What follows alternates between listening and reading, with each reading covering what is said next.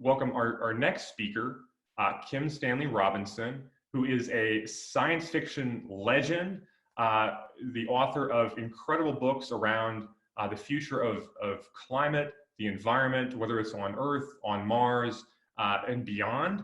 And I'm pleased to welcome him for some introductory remarks. He actually was he coined the term AirMiners in his 1992 book, Red Mars. And I'm thrilled that he's here today. So he's going to share about 10 minutes of his introductory thoughts, and then we're going to hear from Klaus Lackner, who is our keynote speaker to direct air capture technology. And we look forward to your question and answers when we start chatting with Klaus. So without further ado, please welcome author Kim Stanley Robinson. Thank you, Tito. It's a pleasure to be with you. I appreciate the invitation. It is true that in Red Mars, the first colony on Mars was using what they called AirMiners. It wasn't my idea. That's not the kind of writer I am. It came out of the Case for Mars conferences and the Mars Underground from Boulder, Colorado. So this is really the source of air mining, is that group of visionaries. Chris McKay is my best contact there and has taught me a lot. And I knew even then that everything that I said about terraforming Mars was also really the equivalent of what we're now going to be talking about in geoengineering Earth. Not that I recommend using the word geoengineering in this context. I think it's a word that has become too controversial to use anymore, and it isn't necessary here. But yes, just a few remarks.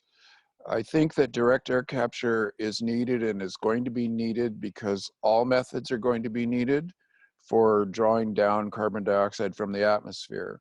And the biological methods that have been proposed are good, but many of them take lands, and they all have both the advantages and the disadvantages of biological methods, in that they will become part of larger ecologies and things may happen that are not desirable.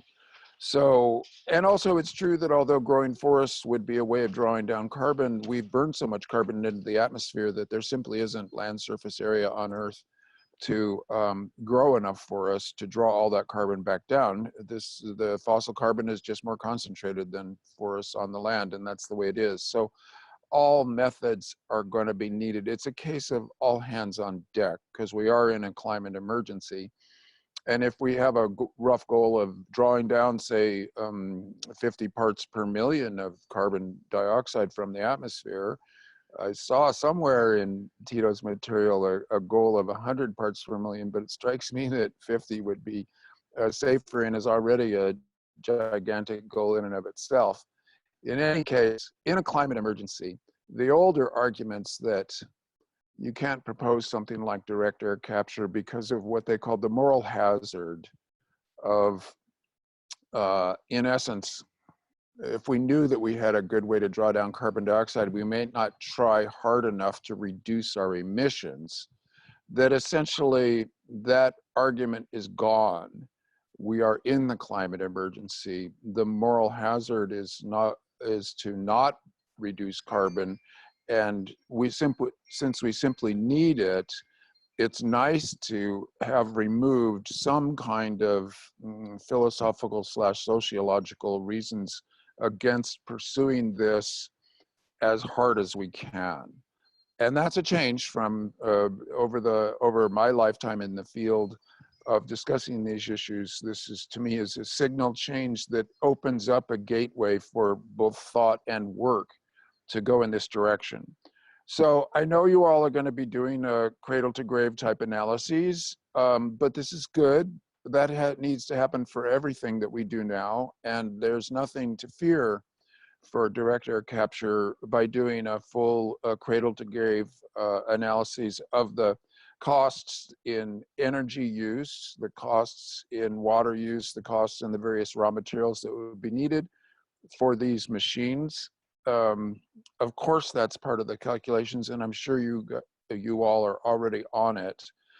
I want to note that in terms of paying for it, the whole argument of what's cost efficient, that too has been completely thrown awry in a couple of directions. Since we need it, we need to pay for it however much it costs.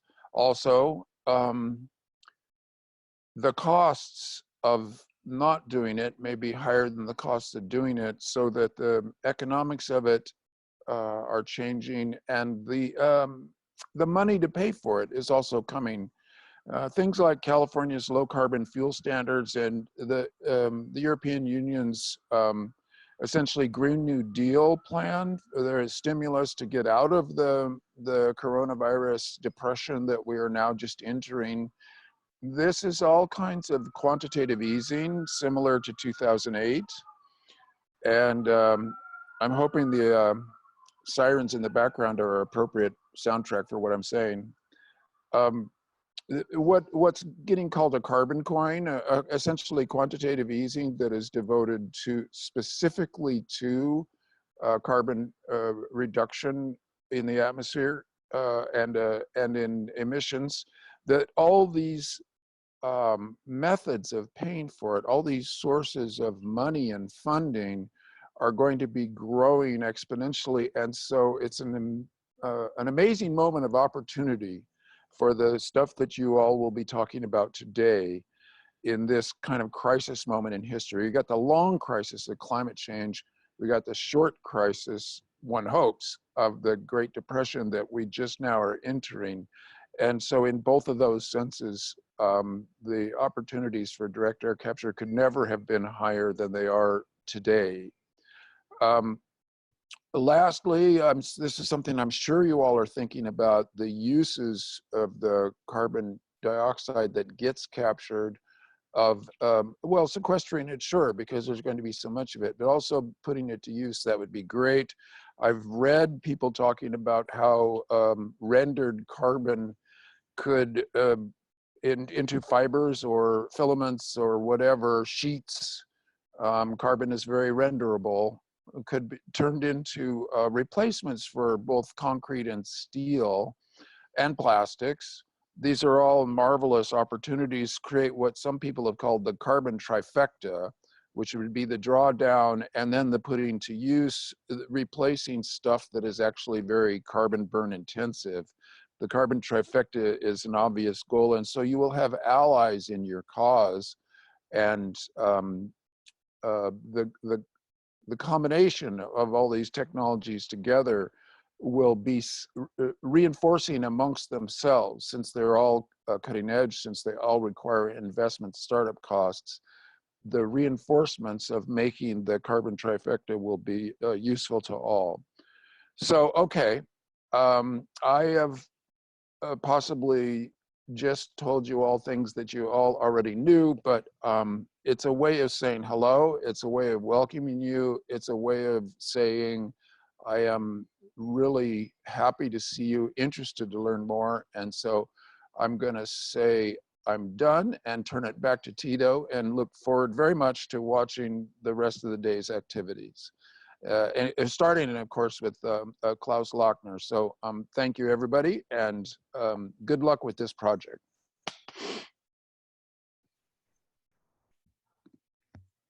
Terrific, wonderful stuff. I love, I think that, Stan, thank you for your introduction. I think it really brings together so many of the themes of the day. You touched on the business models, you touched on the science and technology, and you touched on the social side of it. I think all those things are this converging here that's coming together. I see we're at 269 people, and I think that they come from all those different perspectives in terms of the economics, the uses of carbon, how to sequester it, how to get our hands on it, and those include all those allies. And on that note, I can't think of a more fitting speaker to introduce more on the topic than Dr. Klaus Lochner.